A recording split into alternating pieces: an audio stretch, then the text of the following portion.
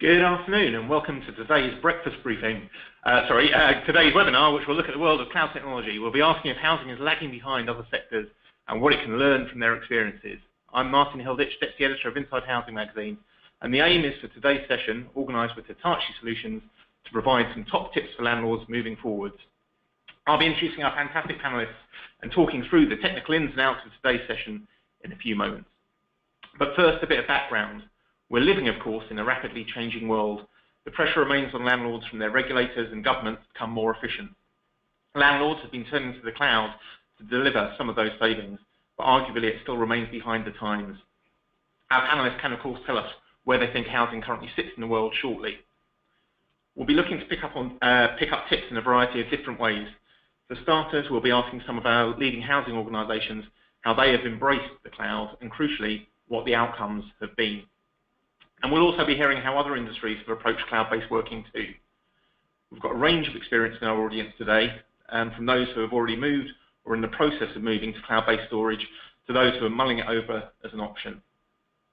We asked our audience what their key concerns were about cloud as well as what they thought the benefits would be, and that was in advance of today's session. Security and the ability to access data came back as the top concerns, while flexibility and improved performance emerged as some of the key perceived benefits. So there's plenty for our panel to mull over and maybe challenge there. And we've assembled an expert group with a range of experience together today to help answer those queries. In a moment, we'll be kicking things off with Martin Crouch, Technology Services Manager with AmicusHorizon, about its journey. Then we'll be hearing from Jonathan Creaser, Head of ICT with RHP, about how it has looked to drive change. Next up is Mark Lyons, Head of Service Strategy and Portfolio with Southern Housing Group, who has also had roles with BAA and UK Power Networks, so can help compare and contrast approaches in different sectors. And last but not least, we'll be hearing from Daryl Henwood, Vice President, Head of Industries with Hitachi Solutions, who will be talking through some of the practical implications and ways to move forward. Before we kick off with that panel, a little bit about how the webinar will work. So if you're part of the audience, what we'd ask is that you fire off questions throughout the sessions, throughout the presentations, and as we go, the presenters and our panelists can answer questions as we're moving through. So make it as interactive as possible and get through as many questions and queries as we possibly can to make it work for everybody concerned. I'll be picking up on some of those questions after the panelists have finished their presentations, and I'm asking the panelists to stick to no more than 10 minutes, so we've got plenty of time to move on to those questions afterwards. Again, I'll be issuing reminders as we go along about questions, but please do keep them coming in. But without further ado, I'd like to kick things off in style with Martin Crouch from AmicusHorizon.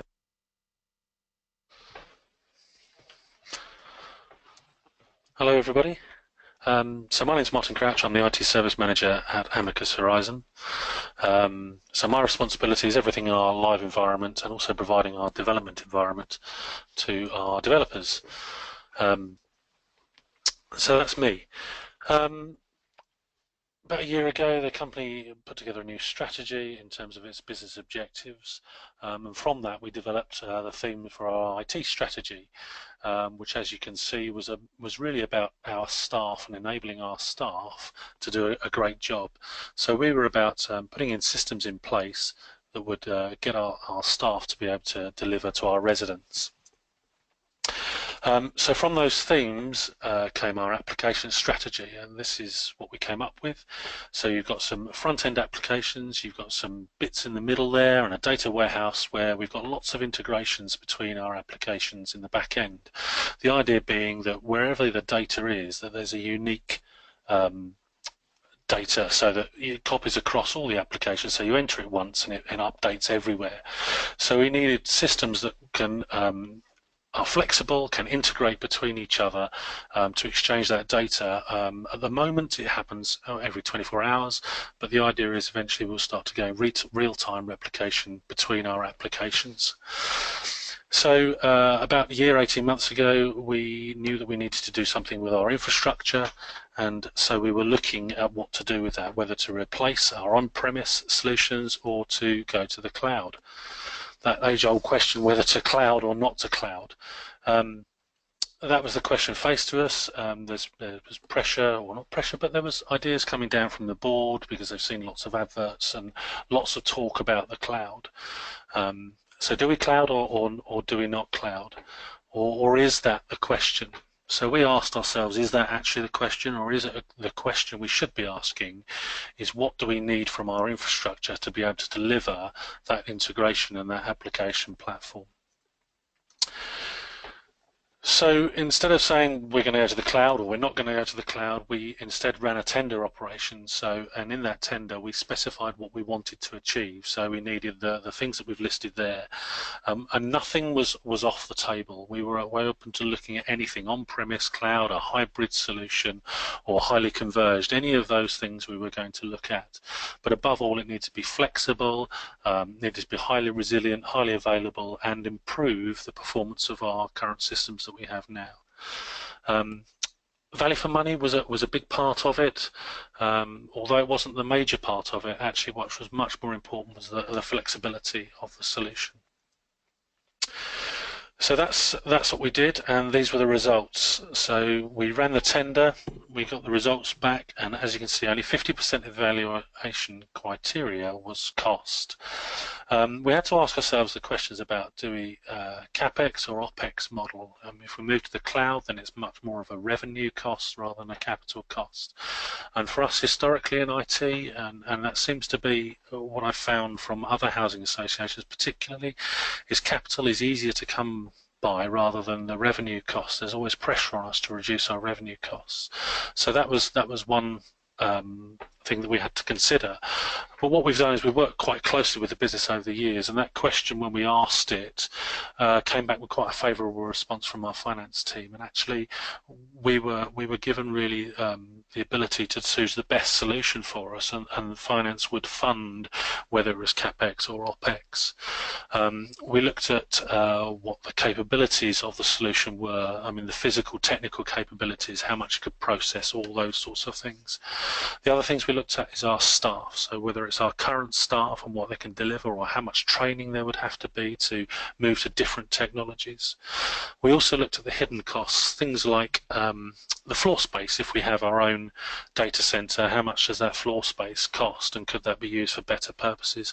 How much would the links cost? If we went to the cloud, would we have to upgrade our WAN or internet pipes, and how much that would cost? And we put all those together in the mixing pot and came up with the solution, which was to actually remain on premise.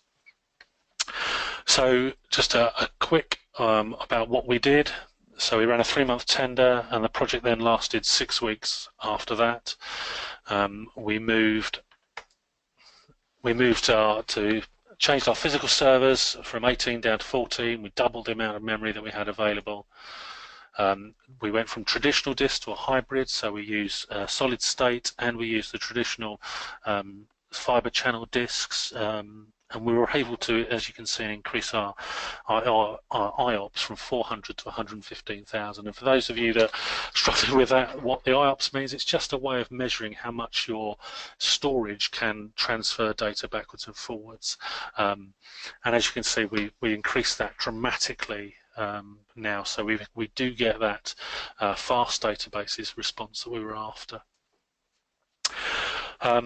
Some of the byproducts of that was 16 kilowatt saving from our servers and our storage, and I reduced our server uptime, startup time, from 10 minutes down to a minute. And in fact, recently we measured it again, and it's down to about 40 seconds to start a server from that's being completely off to being users logging in.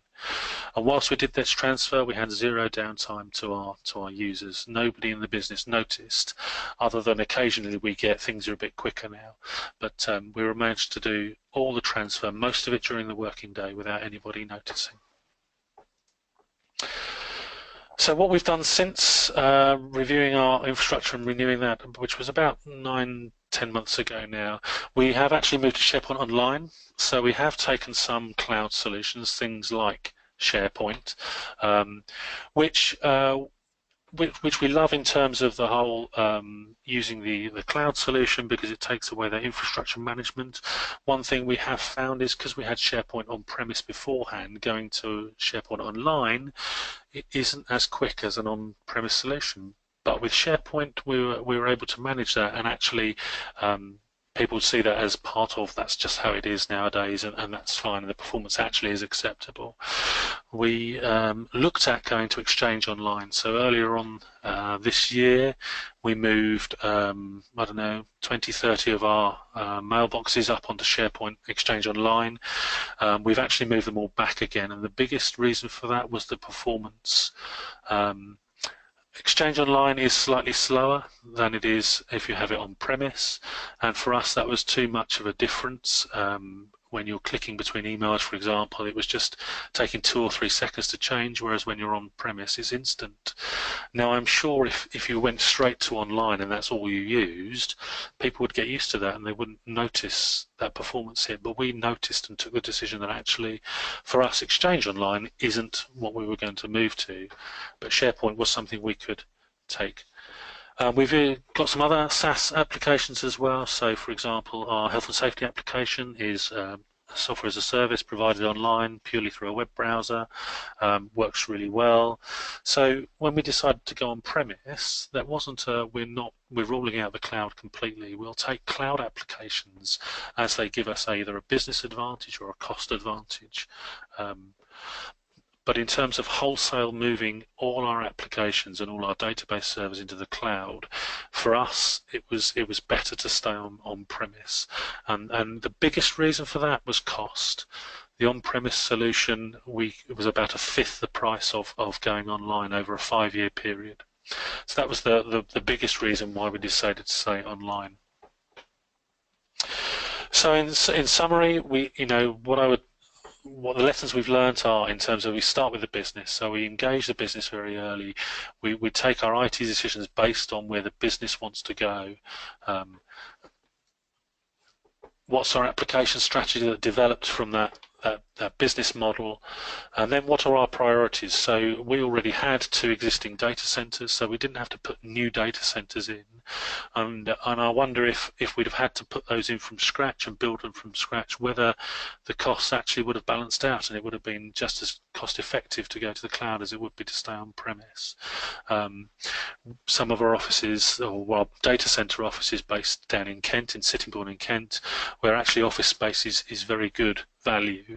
So in terms of the floor space, actually the costs weren't prohibitive to do that, and as I said, we already had a data center there. The other thing I would recommend is broaden your horizons. Don't be limited to what you read in the press or what people are saying to you. Get out there and find out for yourselves. Go and speak to as many companies as you can, find out what their experiences are, which is what we did, to really be able to influence our decision as to what was best, to stay on premise or to go to cloud. Now, all of these decisions we made doesn't necessarily mean they'll stay like that forever, and it might be in 3, 4, 5 years' time, when we've sweat those assets, that going to the cloud may at that point be the most cost-effective and the best solution for us. So we haven't ruled anything out. We're just saying that right now the best solution for us was to stay on premise. Most importantly, do what works for you. That would be my advice, is whether it's cloud or staying on premise, do what works best for you. And that's it. Thank you very much. Fantastic. Thank you very much, Martin. Right, plenty of food for thought there, and agree, don't restrict yourself to everything you read in the press, but if you do, let's stick with inside housing. Right, next up we've got Jonathan Creaser, Head of ICT with RHP, and Jonathan, it's over to you. Thank you, Martin, and good afternoon to everybody. I'm Jonathan Creaser. I'm IT Director at RHP, which is a 10,000 unit housing association based in West London in Teddington. I'm responsible for all aspects of ICT delivery. I've been here a shockingly long time, 14 years actually last month. And previous to that, I worked in the travel sector where we used the internet and networking extensively. So I'm going to be giving a slightly different view on the way that we use cloud at RHP. and if I could just advance to the next slide, thank you. So we've set ourselves apart, really, I think, from your standard approach to providing IT systems at RHP.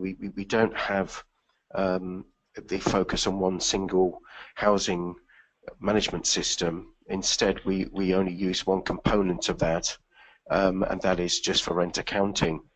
And we have for a very long time looked at buying best of breed and the best services that we can buy for whatever we need to do. And really our first dipping our toes into the water for providing customers with digital services was back in 2004, when we developed an online solution for making payments and rent statements, which we developed ourselves internally. And for that we hosted our own cloud solution that we hosted for several years. And I think it's important to have this focus on how can you provide solutions for customers to be able to self-serve wherever possible, and that sort of guides you along the route to where you need to look at in terms of investing in cloud solutions. And we have a slightly different approach. In fact, it's massively different to Amicus, as outlined by Martin there. We don't have the approach of one single supplier, so we use multiple suppliers to deliver services from the cloud. And really the first step that we took following the implementation of the rent accounting was we went with a supplier for an online health and safety reporting system, and that was our first ever foray to working with a third party, and we still continue to use the solution today for collecting information on health and safety aspects on estates reporting, and also fire safety assessments. And we like to think ourselves of a sector leader in terms of we were the first housing association to be able to deliver the ability for our customers to book repairs online in real time and be able to amend those, and that would go straight through to our third-party repairs provider. And as I said, one of the key things that we're looking for is real-time access to information, both for our customers and for ourselves. And for that, we needed to look at what's the best way of hosting that data and where to put it, so we can obviously have that one single view of the truth about the customer. And even though our systems are actually hosted online, that means that we have the same view, and so we use the same back end that our customers can see, so we can see exactly what they can see. Obviously, we live in the world where mobile has really taken off in a big way. That's been a big advantage for us, and we focused on delivering services that ostensibly best consumed through a mobile device, and we've done all the design, both in terms of the back-end data and also the design of the screens, and all the user experience to be focused on that. Also cognizant of linking through and nodding to the rise of social media, so our customers can log on to our online services through their Facebook account, and we're looking at also integrating it with Google, just for that extra convenience to make it very much a end-to-end pleasurable experience to use our services. And also, we're living in the age where apparently goldfish have an attention span of 8 seconds, and humans have got now an attention span which has gone down from 12 seconds in the year 2000 to only 7 seconds nowadays. And that means we need to be able to dish up information and responses to customers very, very quickly before they lose heart and phone us up, which is obviously the worst thing we could possibly do. Also looking for an improved user experience, so the customer, we want our customers and our employees to have you know, they've already got expectations of using online services, and an understanding of using and consuming those, and we also want to be able to rise to the challenge and deliver the same level of user experience. And just quickly going through the rest, it's all around choice, convenience and control, and as I said, it's for both customers and for employees as well. And it's a quick screenshot of the type of user experience that you see when you log on using either a tablet or a smartphone in order to look at our services. Larger buttons, and it's that completely seamless experience where you can go from booking a repair in real time to maybe going through and watching a video on our portal. Right, okay, so down to the nitty-gritty. So it is indeed a cloudy outlook for us at RHP. We're looking for something that is 24/7/365. And right from the get-go, when we first went live in 2010 with the end-to-end repairs booking and online services for customers, it was all about, well, we needed a platform that we could rely on that would have uptime that is approaching 100%, and the ability to be able to run our operation 24 hours a day without knackering all of the IT staff. So that was the approach. Also around performance, reliability, flexibility, and all those other things that are listed there. It's all around the ability of, if you need to, you can upscale. You can easily bring in new infrastructure without spending very long and without breaking the bank balance. Also gives you a chance to play around with new ideas as well. If you have a new innovative idea, you can easily pilot that online. And I think the last thing, which is a big one for us, is around business continuity. We used to be shelling out between £20,000 and £30,000 a year for something that might never happen. And in terms of business continuity, having as many services on the cloud as possible really helps in that respect. And so, finally, where are we now? Well, to quickly just, I know that Martin went into detail about the systems, and in terms of the internal systems, we have been running CRM Dynamics Online, our HR solution online, Office 365 Exchange Online, Employee Benefits Portal, and we're aiming to move to SharePoint Online next financial year. And I haven't noticed any latency, no problems in terms of performance at all, but that could be just down to volume or down to the size of the lease line. But I'm not going to go into the complexities of that unless anybody wants to ask me afterwards on the questions. So where are we now? Well, over 68% of our tenants are currently online. We have a new service model that we're rolling out from the 1st of April. We've been running a pilot for a year, and we aim to offer an online-only e-service to our tenants. So we're not going to be available on the phone. We expect the majority, nearly all of our tenants, to book their repairs online and their gas servicing appointments. 99% of payments are made through an e-channel. 80% of repairs are booked online currently. We have around 200 web chats a week, so we're able to harness the power of the web and the cloud. We've managed to improve our self-service scores through delivering a great service to customers. And as I said, at RHPI, which is the name of our new service offer, is going live, and it's in April. It is a first in the sector. And that's just about all from me, but I'll wait for the questions for later on. Fantastic. Thanks, Jonathan. And again, interesting contrast there, and plenty of points to pick up on afterwards. We've got some questions coming through now, and I think a couple of them have been answered, but do keep them coming through. Look for the question box, because obviously the value from this comes from us answering as many questions as possible for the audience out there. Right, thanks, Jonathan. And next up, we've got Mark Lyons, Head of Service Strategy and Portfolio with Southern Housing Group. Mark, it's over to you. Thanks very much. Hi, everybody.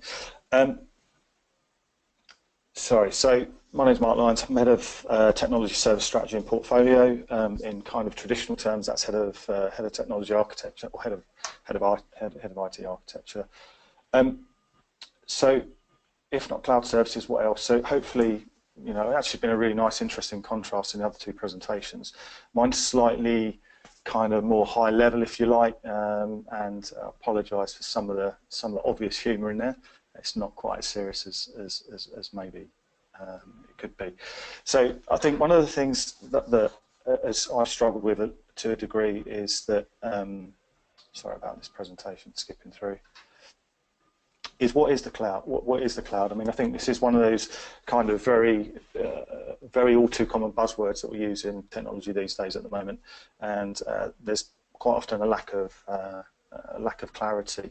So what I've gone through is I've looked at sort of the Gartner definition and National Institutes of Standards and Technology in the US, and got a couple of definitions.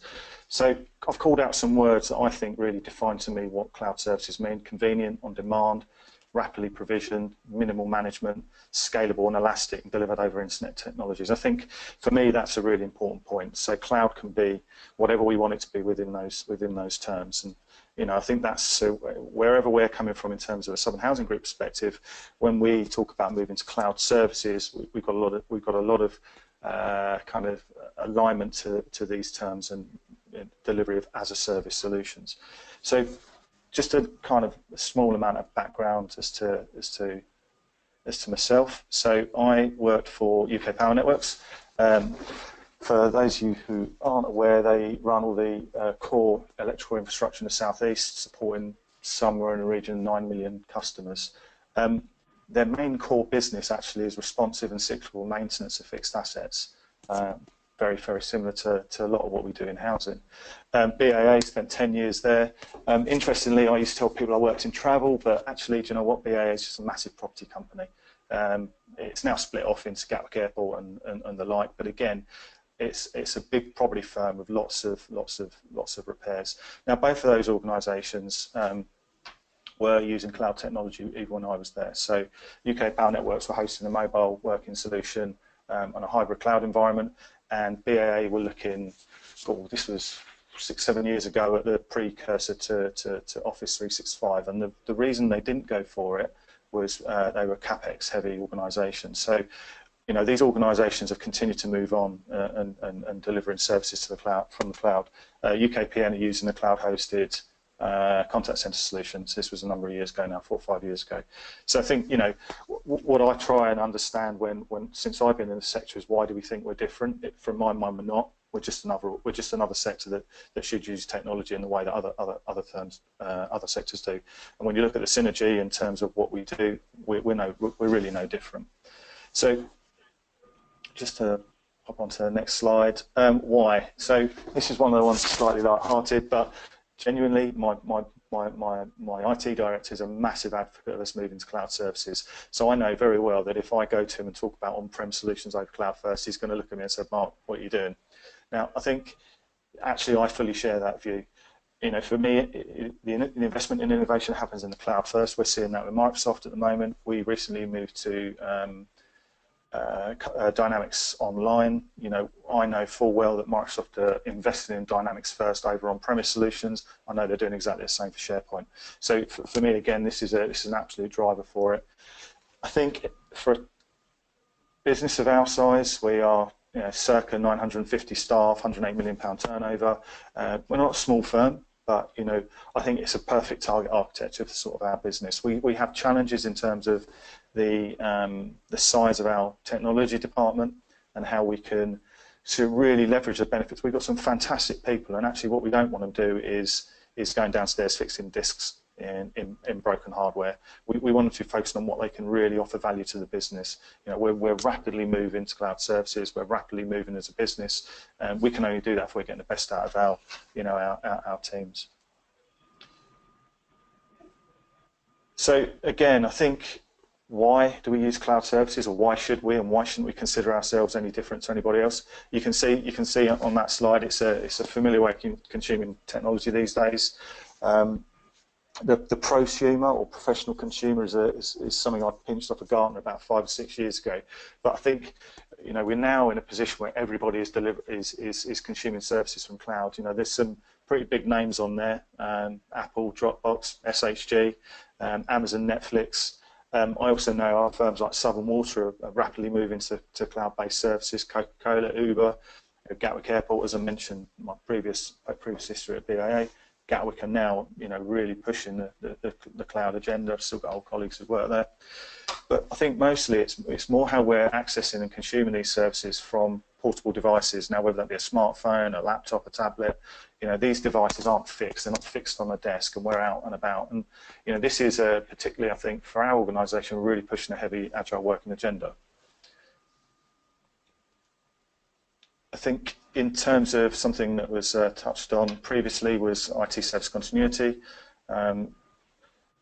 We have a single data center, which we know is a risk. We have a very small backup, if you like, in terms of one of our offices. But there's no way that as an organisation we can offer as much continuity and disaster recovery as a professional cloud hosting provider. When I look at the Microsoft Azure-based platforms, Dublin, Amsterdam data centers, your data is replicated many times, there's diverse network connectivity going to all these buildings. From our perspective, this really enables business continuity and protects us from true disaster scenarios. We recognise that we need to provide our underlying core network to support that. So we're investing heavily in dual connectivity in most of our main sites at the moment. So I think, from a service continuity perspective, we're absolutely confident that moving to cloud services is the right thing for us. And there are, undoubtedly some concerns around latency and stuff like that, but we're pretty confident we can overcome those in terms of the architecture we're moving towards. One of the other things people I find get quite concerned about is security. But again, following on from the point around continuity, multi-layered identity access, these are professional data centers. There's nothing that we could do. I'm being slightly flippant and kind of having a little bit of a joke really, but armed guards, tank traps, motor crocodiles. I suppose what I'm getting at is, I'm not going to give away all of our secrets or where our data center is, but I can assure everybody who's on this that it's not as secure as an Azure-based data center, AWS, Google, or Rackspace, any of those really big players. And it's the government accreditations you get with it. ISO 27001 standards and accredited. We just cannot do that as a relatively small business a relatively small technology department with all the pressing needs to move on. So security for me is a red herring. Now, undoubtedly, there's a human element into security, and I think that becomes more prevalent when we talk about more mobile working, more agile working. But I've seen, particularly in the past 12 months, massive improvements in terms of what Microsoft offer in terms of their security capabilities. But we also need to deal with the human element, and we need policies and procedures as well as not just technically. I'm confident we can control our devices however we choose to manage them. Martini effect, for some of the younger people potentially on this call, you might not get this one, but it is anytime, any place, anywhere access. I was not a great traveller, don't like tunnels, but I took my daughter to Paris a little while back, and I was tweeting from in the middle of the Eurotunnel because access is anywhere. And it's the same across the tube, but it's the same across any devices.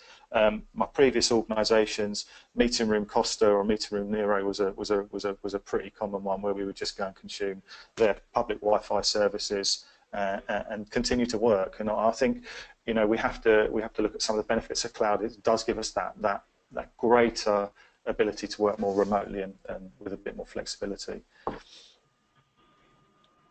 And what have we done so far? So where we are at Southern at the moment, it's a CRM, Microsoft Dynamics Online, mastering all customer data in there, delivered to us as software as a service. Expense management, we use a web expenses product. Again, it's a true SaaS product. Apps integration. We thought long and hard about this one, and we went for the Dell's Boomi integration platform as a service product. This is a cloud-based integration platform that's integrating our on-prem solution with on-prem housing management with CRM. It's a SaaS solution, but I've put it as hybrid as well. So we have some small little kind of, I think the best to describe as runtime engines that sit on something in the office here that does the connections. However, one of Boomi's really good points, it will do cloud to cloud. We are managing somewhere in the region of circa 600 devices via Microsoft Intune product. Again, it's a SaaS product. We are at the moment piloting some Office 365 capabilities, and that's all SaaS.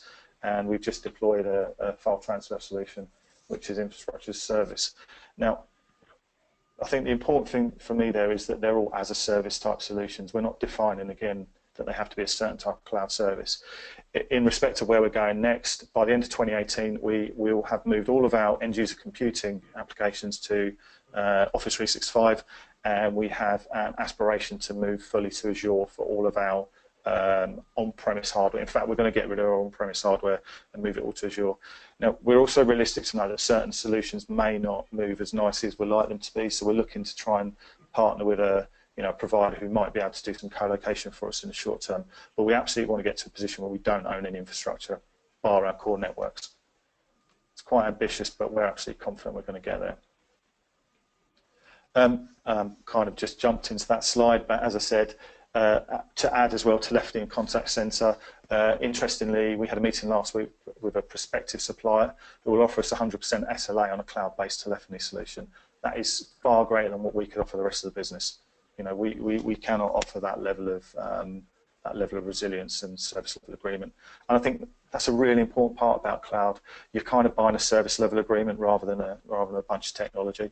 And we need to kind of move it away from the technology conversation and those kind of things.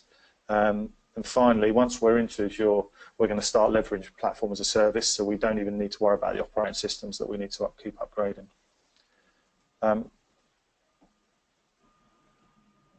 And I think for me that's it really. And nice slide there. I have to thank Simone, who's our graphic designer at work. But we're genuinely moving to become a cloud-first, mobile-first organisation.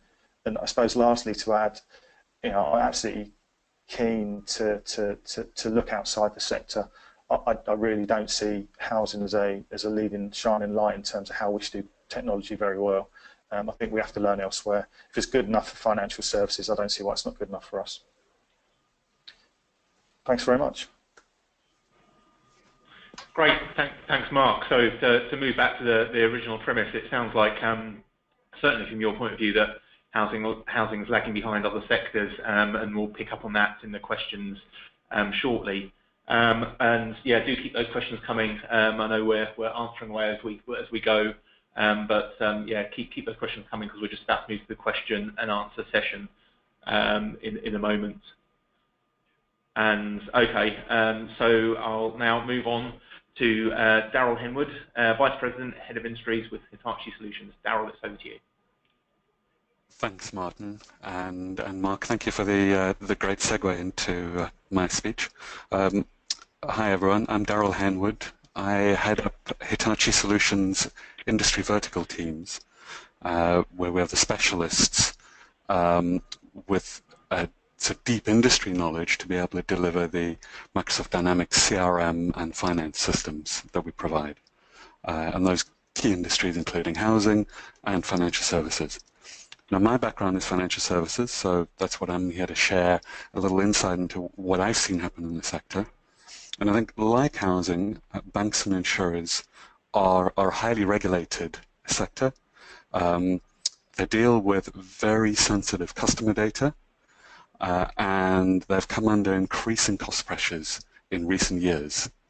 And I think those are some of the things that kind of can map as parallels through.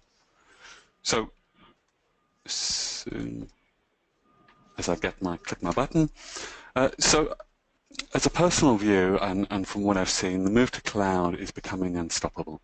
What we're seeing is exponentially accelerating technology capacity and capability improvements, and this is really through cloud computing, software as a service, platform as a service, infrastructure as a service. And really the easiest way to see it is, and the most stark is if you look back a few years and then you look to how things are changing and where things are headed, you can really see that in stark profile. So a couple of years back, a solution like Microsoft Dynamics CRM would have major updates every 2 years. It was a monolithic, rigid system, and any material changes you wanted to do needed coding. Integration between platforms and systems was difficult, and because the solutions were delivered on premise, scaling them required planning, they required getting increased hardware in, and they hence required investment, both in people skills, in kit, etc. Where have we got to today in terms of the same product set? Well, quarterly and even monthly updates are common and frequent. So Microsoft's Power BI solution, for example, has been going through a real growth spurt where monthly updates are the norm now, and new capabilities and new features are being made available on a very regular basis. Also, the monolithic systems are being broken down, decomposed into the pieces that are useful and can be used separately or together very easily. And changes can be configured rather than having to be coded. And all of that is delivered through consumption pricing. So in the cloud, you pay for what you use, and if you need to double up in terms of the number of customers, users, data volumes, that's done absolutely painlessly as long as your credit card can bear the extra cost. And we're heading even further along, and this is being enabled by the fact that the software and the solutions are in the cloud and not sitting in your data centers. What we will expect to see is continuous addition of new capabilities. Increasingly, it'll be a lot like the apps on your mobile devices, on your phones. You won't be told beforehand that the updates are going to be coming through. You won't necessarily even know that they've been updated. What you may notice is a slight change in feature, functionality, etc., and the new capabilities will be available immediately. Also, what we're seeing more and more of, and certainly the Microsoft's Azure environment is a really great example of that, is that atomic pieces are being made available to plug together, so you get solutions just by putting a few building blocks together to create an end-to-end outcome that allows you to do things like advanced analytics. Next best actions in financial services is very popular, and previously would have required a year or more and very expensive systems such as SaaS, etc., cobbled together with data warehouses and things to create. Now you can get out your credit card and create the same capability within a few hours. Or you can just buy someone else's Lego plans, and certainly that's where we're headed, where we're not far away from being able to sell a housing industry Lego plan or an insurance industry Lego plan that helps with specific problems or specific workloads within each of those industries, effectively out of the box. And this inexorable move is being reflected in the conversations. So 4 years ago, everyone was talking about it, though only the smallest, most nimble and most aggressive organizations in financial services were doing it. And Metrobank became the first of those organizations to commit to a cloud-first strategy. And it was really, if you just couldn't afford to spend the extra money on your own infrastructure, or if you felt that you were below the regulator's sightline, that you really did anything about it. But everyone was talking. 2 years ago, what we found the move to was that most mid-sized financial service organizations were moving to cloud in pieces, a little bit the way our first speaker, Martin, mentioned, really trialing things out, getting a positive experience, and then adding things on. And now we're finding that even the largest and most conservative organizations have a cloud-first strategy. Just this year, one of our insurance clients, NFU Mutual, which is National Farmers Union Mutual, who are a very old 100-year-plus insurer. They're a mutual, so typically very conservative in the way they focus on things, and focused on rural, committed to a cloud strategy. So it's definitely swinging hard, and 95% of our financial service clients now elect to do their CRM and their client solutions in the cloud. I thought it'd be useful to explore a few of the elements of for and against, and how that's kind of changed from original perceptions to how people in the industry perceive each of these things. So the top set, the security, performance, reliability, cost, and reskilling were initially perceived as the negatives. They were against cloud, and really speed of deployment, the regularity of updates, ease of updates, and availability everywhere were the main pros. And so let's have a look at what we're seeing. So as already discussed, security is just strongly for. You know, it is true that those data centers are far better protected. They're far better tested than any smaller organization could ever do in terms of penetration testing and making sure that their data centers are robust. You know, an enlightening conversation with the chief security officer at Bank of Ireland, a client of ours, a few years ago, was, you know, he was very open in acknowledging that Microsoft's data centers were significantly more robust than their data centers could ever be, despite the high level of investment they put into security. Performance. This is, you know, it actually swings both ways. On the whole, performance, the ability to scale, the ability to get more capacity, the ability to get the extra performance is way easier in the cloud. You know, there are some things that can be faster on-premise, but the cost of doing that can be extremely high. You do also have the weak point in performance around your link to the cloud, to the out into the public domain, and if that performance there is poor, then you're going to get overall poor performance. But certainly a balance is out in the end. Reliability, the services themselves tend to be far more reliable than can be easily achieved without significant investment on premise. But that can be countered by challenges with reliability of their connection to the outside world. From a cost perspective, there probably are different ways of looking at this. Certainly if you're starting from scratch and you're needing to create your own space, build your own data centers, get your own kit in, it's pretty much a no-brainer. And actually, with a lot of software as a service solutions, you'll find the license costs alone for the on-premise solution actually is now the same. There's a strong inhibitor to going on-premise because the providers are starting to charge you the same just to license the product on-premise as they are to provide all of the infrastructure and all the licensing and all the support for that same service. And really the key reason for that is supporting you is just so much easier in the cloud when they've got control over it. And then the final bit is reskilling, and that is the one that the pain that everyone has to go through if you do change. So that is still a negative, but you know, it's got to be overcome anyway. In terms of the positives, speed of deployment, you can get things up and running and in place within hours, where to actually purchase new hardware, get it installed, get it configured, etc., could take easily upward of 6 months to deliver and do.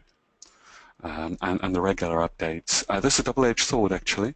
You get the regular updates, you get the latest, but for organizations that have been used to a very stable and very static technology environment, this is a change in thinking, and you do need to work out how you deal with that, and can cause initially some hiccups. And the available everywhere is the final button, and that's kind of, it comes with the territory. So what I tell my clients is it's not whether you're going to move to the cloud, it's what you do about it, how you do it, and when. So you will have to, when you do move to the cloud, you will have to do your own due diligence. You do have to look into it. You do need to build a business case. You do need to get your organization on board. You can't just go ahead without and hope that people will agree with you and realize what a great idea it is. And you will need to reskill the teams and make sure that your people are confident and capable of supporting the move. And there will be teething pains. You will have to go through those. How do you do it? Well, you know, I think as you've heard before, pick an area, pick a business problem to solve, choose an experienced partner to help you with it. You know, doing something alone by yourself for the first time, is doable, but you're going to go through the pain. You're going to fall in the traps that others have successfully navigated past. So get someone to help you out. And build enthusiasm and momentum in the organization. Make sure that people are on board and on your side, and then just get going. And my final comment is to start now if you haven't already. Doesn't matter how small, but dip your toe in the water and get going. Okay, thank you very much. Thanks very much, Daryl, and thanks to all of our speakers. We'll now move on to questions and answers. I noticed that we've been answering questions as we've been going along, and I'd encourage all of our speakers today to carry on doing that in the question and answer box as we go. I'll pick up on some of them and keep your questions coming in, please, there. I'm going to kick off with, I guess, some issues which were touched on in the last couple of presentations there, but I wanted to go in on what our audience were telling us today in advance of the session. So, as I mentioned earlier, the audience were talking us through what they thought the benefits of cloud would be and their concerns. And I think security of data was one of the top concerns, along with the ability to access data. Now, I know Mark and Daryl, both of you have kind of talked about that in your presentations, but I mean, it's kind of interesting because obviously this is an audience that's very engaged and interested in the topic. That remains, you know, at the top of the list of their concerns. Why do you think that kind of persists, and what can we do perhaps to address some of that? And Mark, I might give Daryl a breather for a second, given that he's just finished, and I'll start with you. Oh yeah. I think for me it's a perceived lack of control, perceived lack of the ability to walk downstairs to a server room or upstairs or wherever it is and look at the thing that's hosting your information, your data. I think there's an element, and as much for technology people as there is for business people of letting go a little bit. But I do share and understand certain concerns about retrieval of data should you decide to move away from one cloud provider or the next. But I think, you know, in terms of the stuff we've looked at, the access to data from anywhere, and you know, it is genuine.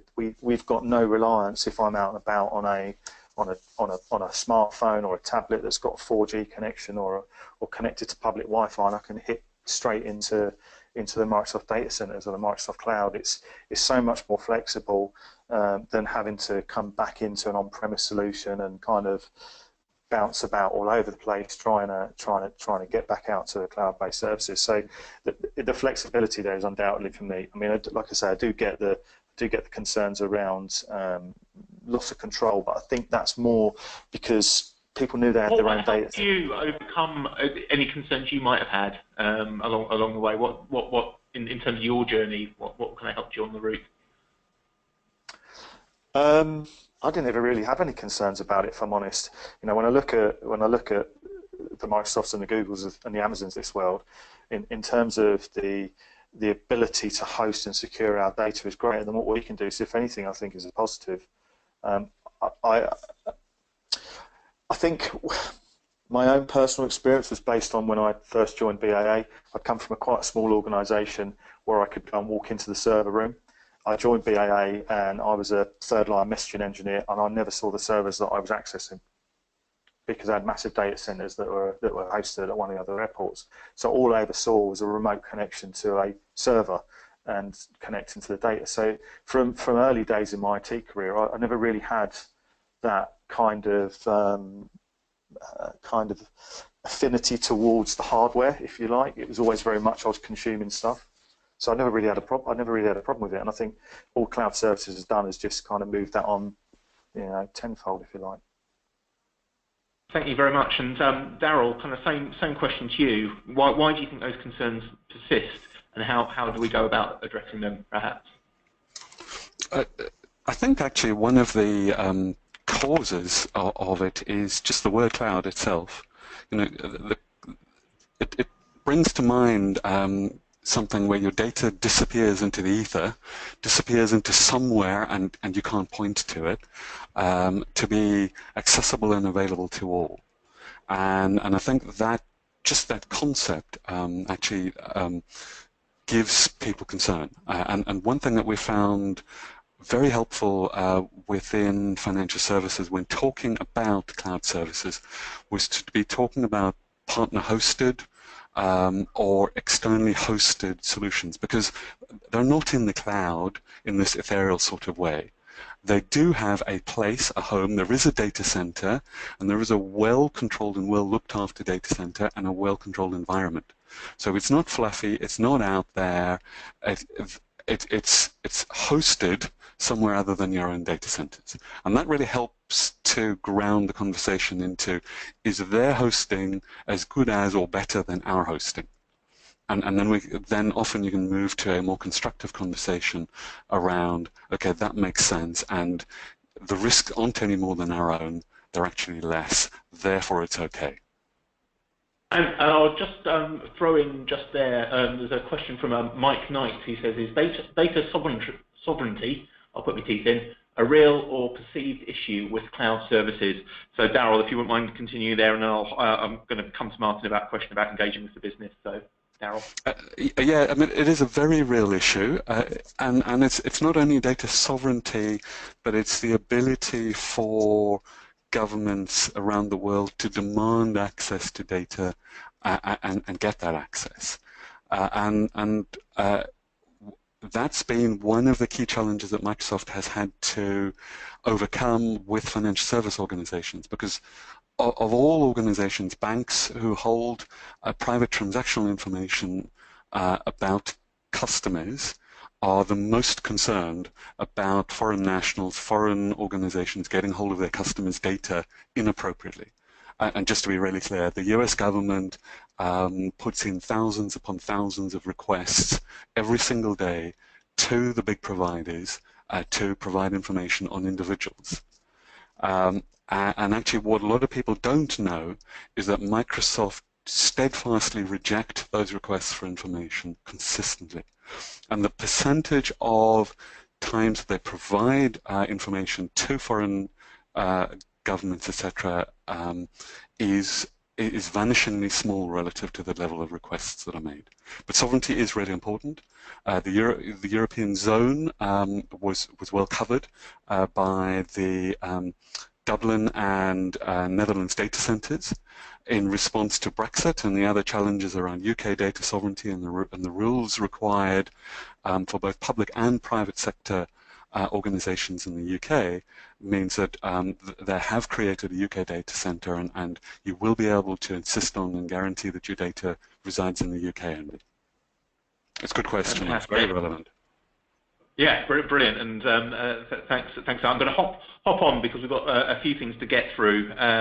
So, Martin, you were talking earlier about engaging with the business, and I just wondered whether you can enlarge on, or perhaps give some pointers about the best way to do that and open a conversation within your own business about this. And then probably I'll come after that.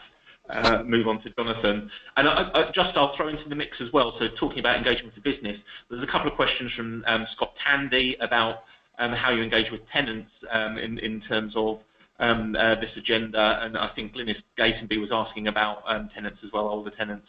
So let's start off with business, but throw in your thoughts about tenants as well, please. Okay, so the thing about engaging with the business is a slow process, takes time for us. We introduced a technology steering group where we asked key players in the business, directors, and not just directors, but actually people in the front line as well, to form a group of people. We meet every 6 weeks to 8 weeks, that sort of thing, and we discuss what's going on in technology. All our business cases come to that group for approval and for assessment, and if I'm honest, initially it was hard work engaging people to be there in the first place, and B, to even express an opinion on a lot of the stuff. But I think now we have a situation where those people in that group are very much engaged with what we do, fully support what we do, because all of of what technology is about providing where the business want to go. So whether that be mobile working, or what we used to talk about was channel shift, but now we talk about channel choice. So interestingly, about engaging older residents particularly who may not have internet access. So what we have done here is we are focusing initially on younger people who do have internet access. So we are in terms of our digital inclusion type of thing. So in giving a portal and a website where they can access all our services is very much about targeted to those who already have the technology, whilst keeping in place being able to phone, all those sorts of things, and housing officers that visit for older people who aren't necessarily engaged. That being said, we do have a digital inclusion program where we have people who go out and visit our older tenants particularly, and help them to get online, take them through how to access our services, and that sort of stuff. We have quite an aggressive target in, by 2020 we want 70% of our residents accessing our services through an online whether that be a portal or the website. At the moment we're sitting around 36–37%, but that started from a position 18 months ago of about 10%. So we're making quite good headway there, although we do appreciate that we've probably hit the easier ones to start with, and that will only get harder and harder as we go. So I mean that's been our approach. Interesting, and interesting to think about how we move to those harder to engage with people, perhaps. Same question, if that's okay, to Jonathan, particularly about engaging with the business and how you go about having that conversation, because I think that's quite an important tip for people to be taking away. Thanks, Martin. Yes, well, from our side, what we do is socialise the strategy, the IT strategy, to the business, and we have an annual meeting with all the departments in order to go through what we see are the key areas that we need to focus on, and they will submit their own ideas back to us, and we will certainly be looking wherever possible to, as I said in the presentation, to look at best of breed and the best way of approaching it. And really the natural choice for us is to look at cloud-based first.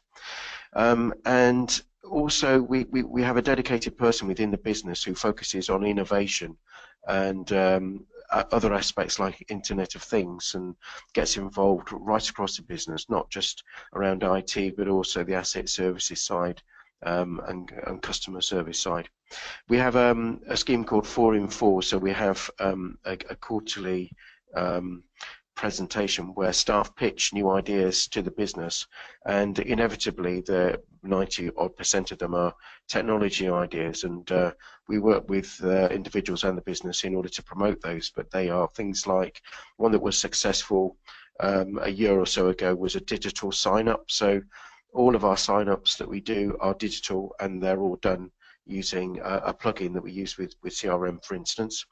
And also external focus. We've had speakers who've come in and spoken to the business from Airbnb and Facebook, and that's helped us to focus on what makes those organizations successful and driving things forward using cloud and online digital technology.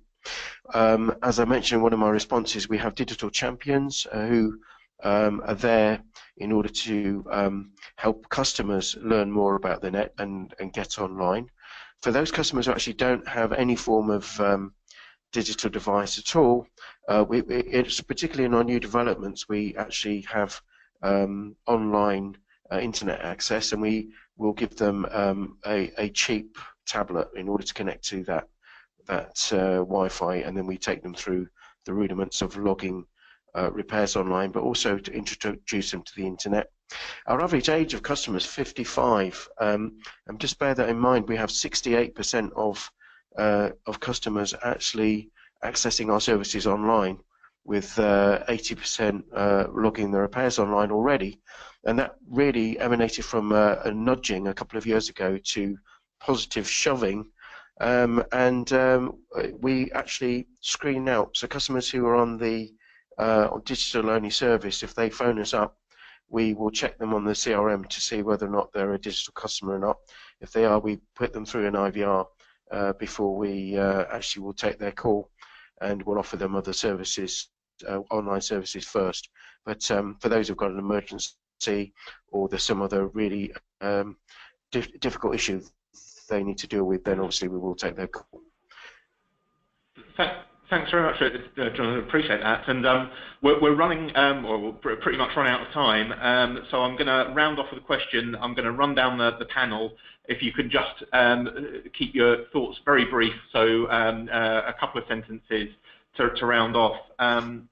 So again, we've heard from our attendees today about what they think the concerns and benefits of cloud technology are. About 50% are kind of thinking about doing more, but haven't quite got there yet. So I guess the last question is, what are the key questions they should be asking before making a move, and what thoughts should they be having? So I'm going to start with Martin and move down the panel, and again, 1 or 2 sentences if that's okay, and we'll round off. I think, as I said in the presentation at the start, it's about what works best for you. So consider what your priorities are, and your priorities may be about offloading that risk into the cloud. Your priorities may be about cost, and it may be more cost effective for you to have it on premise. So for me, it's all about what works best for you. Fantastic, Jonathan. It's really about future-proofing. So, why wouldn't you do it? I think you need to look at it from that perspective, and also really it needs to be part and parcel of overall change within your business. It can't be done separately as an IT thing. It's got to be very much part of the culture change within the business, and that's what really customers and staff are all crying out for. And Mark, those key questions. Pretty much the same as what Jonathan said, actually, in terms of why wouldn't you do it. I think if you don't, you're going to get left behind. The world's moving that way. It's, don't get to a position where you're so far out of date that to move costs you so much money that you're stuck. Very direct and a great one to take away. Daryl, to round off with you, your thoughts on that question. Yeah, really nothing to add other than you can start small and try it out safely. So, no reason not to. Fantastic. Well, a great point to round off today. Thank you all very much, and thank you to our audience for firing in lots of questions. Tried to get through most of them, and I think our panel were answering as we went. But I'd just like to round off by thanking everybody for attending, and thanking Martin, Jonathan, Mark and Daryl for taking part in some great presentations today. Thank you very much.